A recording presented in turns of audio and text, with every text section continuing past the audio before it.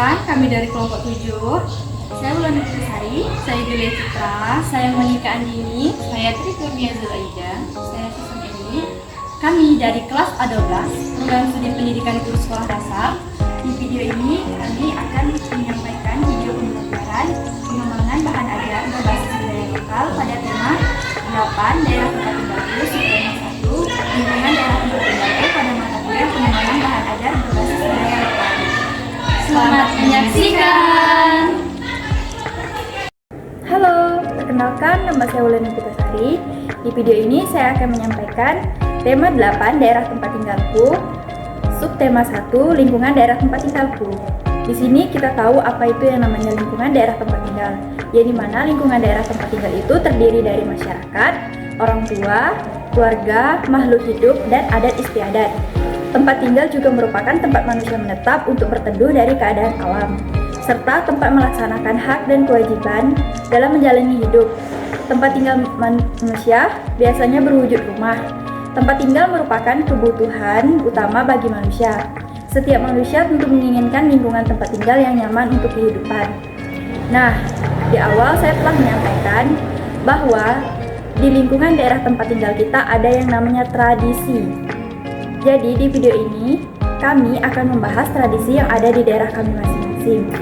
Jadi tradisi yang ada di lingkungan daerah tempat tinggal saya yaitu di Dusun Merah Air Panjang, Desa Ribu, Kecamatan Dedai.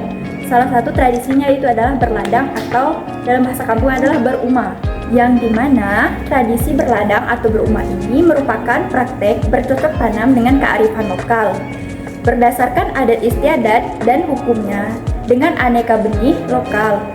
Berladang atau berumah merupakan kearifan lokal yang berdasarkan upaya melestarikan keanekaragaman hayati.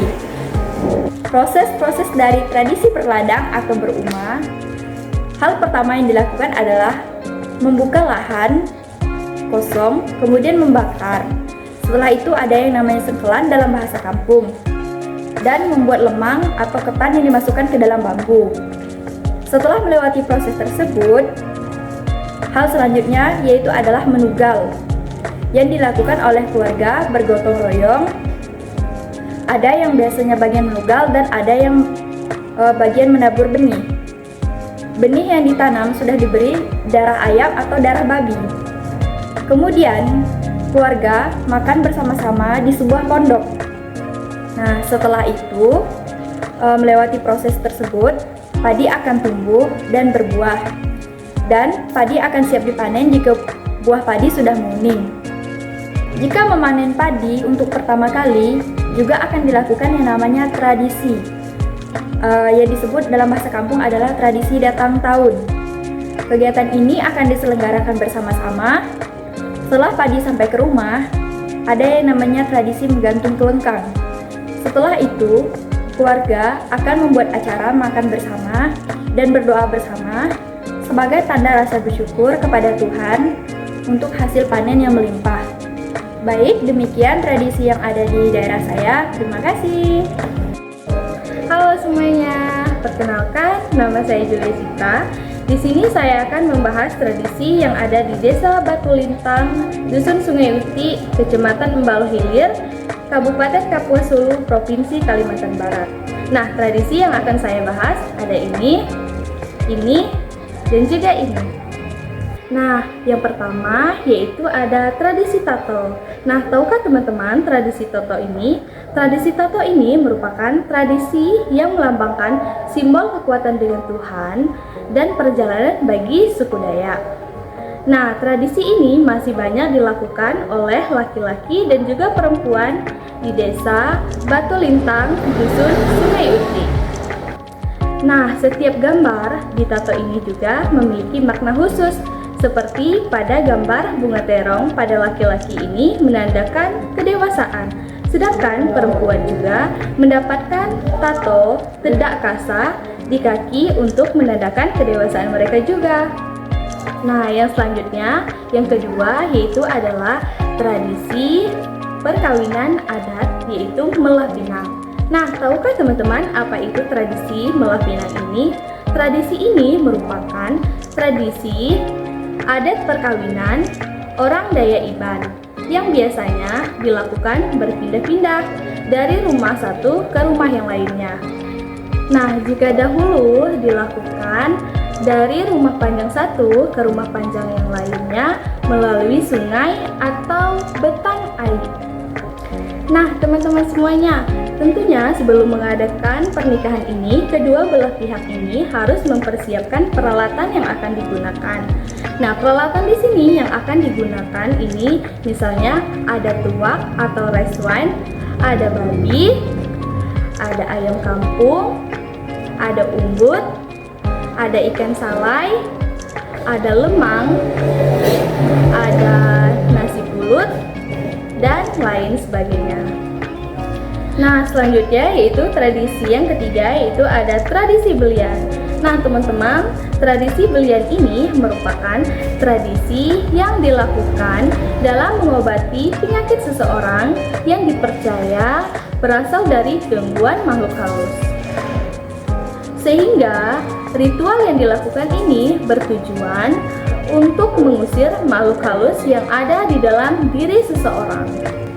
Nah, teman-teman, upacara ini hanya dilakukan apabila ada seseorang yang sakit, tetapi bukan karena adanya sakit medis atau bisa dikatakan terkena gangguan dari makhluk halus.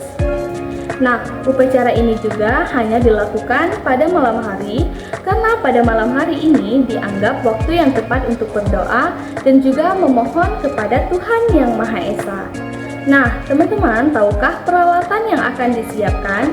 Nah, berikut peralatan yang akan disiapkan ada beras kuning, telur, ayam kampung, anak pohon beringin, sesajen, dan juga pohon pinang. Nah, teman-teman, itu tadi adalah tradisi yang ada di Desa Batu Lintang, Dusun Sungai Uti, Kecamatan Embalo Hilir, Kabupaten Kapuas Hulu, Provinsi Kalimantan Barat. Sekian materi dari saya, sampai jumpa. Halo, perkenalkan nama saya Monica Andini.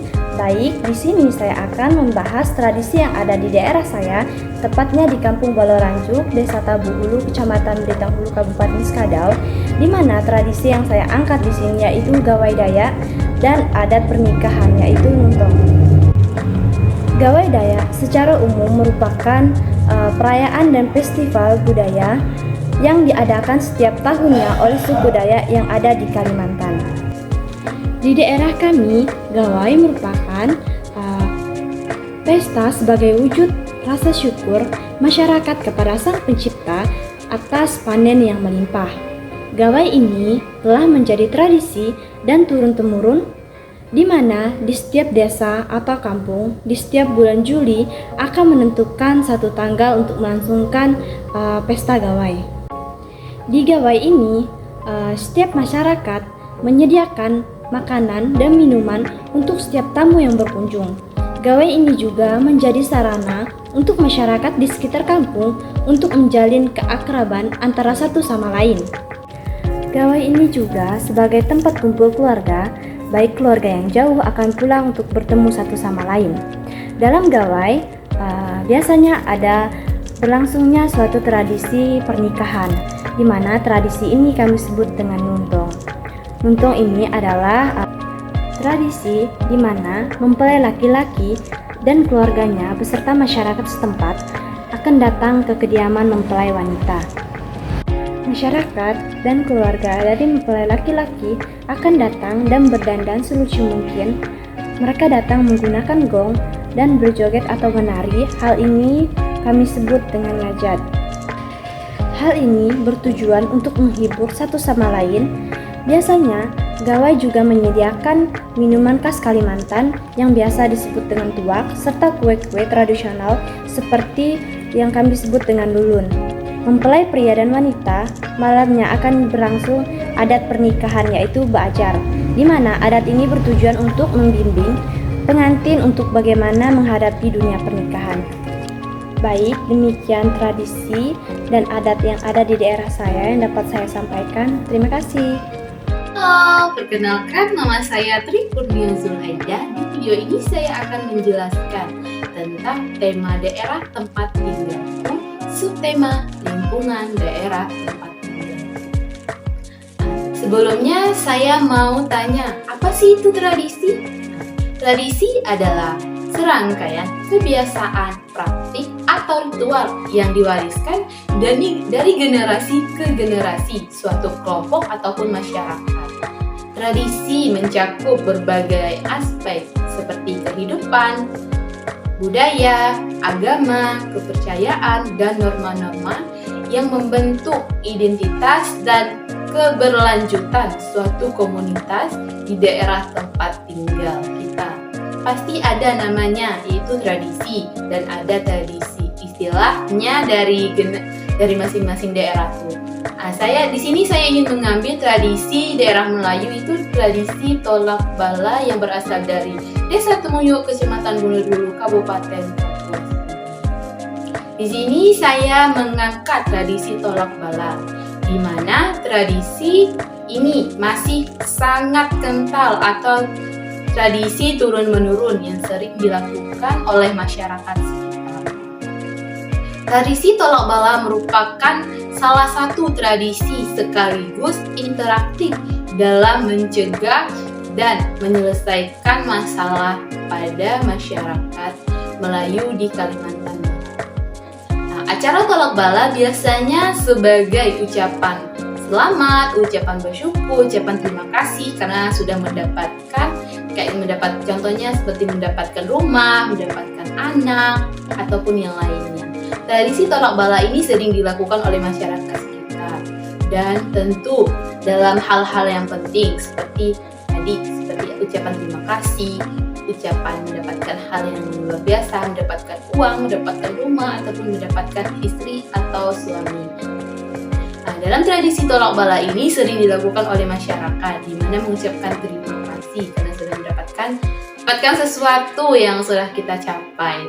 Dalam tradisi tolak bala ini, dalam daerah Melayu mungkin berbeda dengan daerah Dayak ataupun yang lainnya. Dalam tradisi tolak bala ini banyak berbagai tradisi tolak bala. Ada juga tradisi tolak bala itu kayak setiap Rabu sebelum bulan Sapar menyambut bulan baru. Di mana tradisi ini kita makan-makan di daerah tempat terbuka. Kita mengucapkan terima kasih. Di dalam daerah terbuka nanti kita memikirkan masyarakat. Di mana masyarakat itu akan berkumpul di daerah satu atau lapangan tertentu.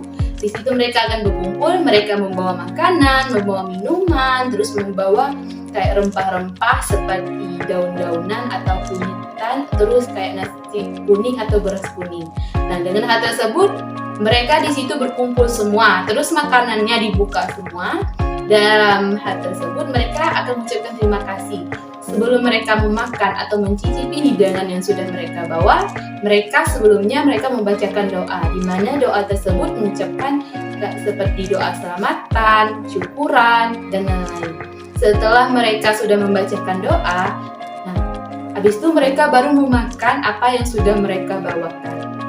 Terus tradisi tolak bala juga sebagian ucapan terima kasih atau syukur seperti acara kandungan 7 bulanan. Dalam 7 bulanan tersebut mereka juga membacakan yaitu tradisi tolak bala, mengucapkan terima kasih, syukur karena sudah tradisi tolak bala tersebut kita bisa kayak mengambil tolak bala ini bukan berarti kita mengucapkan selamat atau apa.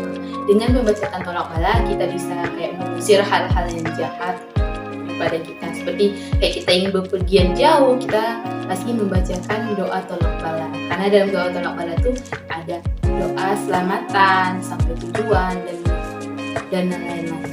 Mungkin itu saja yang dapat saya sampaikan, kurang lebihnya saya mohon maaf. Saya ucapkan terima kasih. Halo, perkenalkan nama saya Susan Erin. Di video kali ini saya akan membahas tentang tradisi yang ada di daerah saya, Desa Wandau Beringin, Kecamatan Kayan Hilir. Yang pertama yaitu saya akan membahas tentang tradisi upacara pembukaan Tuak Kembali, yang dimana tradisi ini dilakukan pada saat upacara gawai adat tutup tahun dan mengambil semangat padi, serta upacara pembuka tuak kembali ini juga dapat dilakukan pada proses upacara pernikahan. Dan mengapa proses upacara pernikahan harus diadakan yang namanya tuak kembali? Karena kedua pasangan yang mau menikah tersebut masih ada ikatan pemali. Jadi menurut tradisi suku Dayak Undau wajib melakukan tradisi ritual seperti itu. Nah, berdasarkan pembahasan saya, proses pembukaan tuak kembali ini berbagai macam jenis. Pada pernikahan juga melakukan proses yang namanya pembukaan tuak kembali. Mengapa demikian? Karena ketika pasangan yang mau menikah dan masih ada ikatan keluarga, itu merupakan suatu pemali. Maka ada yang namanya pembukaan tuak kembali. Itu merupakan suatu pemaparan dari pembukaan tuak kembali. Yang kedua yaitu tradisi upacara ucapan syukur 7 bulanan kandungan. Nah, yang di sini ada pun ritual adat syukuran kandungan yang harus dipersiapkan oleh pasangan yang melakukan proses adat tersebut. Nah, seperti buah kelapa, asam gerendang, buah nangka, asam senggang, dan ayam kampung. Nah, yang selanjutnya yaitu buah-buah tersebut akan digabungkan dan diberikan kepada kedua belah pihak pasangan dan diberikan kepada keluarga yang menghadiri upacara syukuran kandungan tersebut. Menurut suku Dayak Undau ini, ketika seseorang tidak melakukan syukuran 7 bulanan kandungan ini, maka seseorang tersebut, misalnya ketika seorang ibu yang mau melahirkan, dia akan mengalami misalnya seperti kesusahan melahirkan, dan seperti anak yang dilahirkan juga semacam kurang sehat atau kurang sempurna. Ini merupakan suatu pemaparan dari upacara ucapan syukuran 7 bulanan kandungan. Sekian penjelasan dari saya, kurang dan lebihnya saya mohon maaf. Terima kasih. Terima kasih telah menonton video kami. Semoga video kami bisa bermanfaat bagi kita semua. Terima kasih.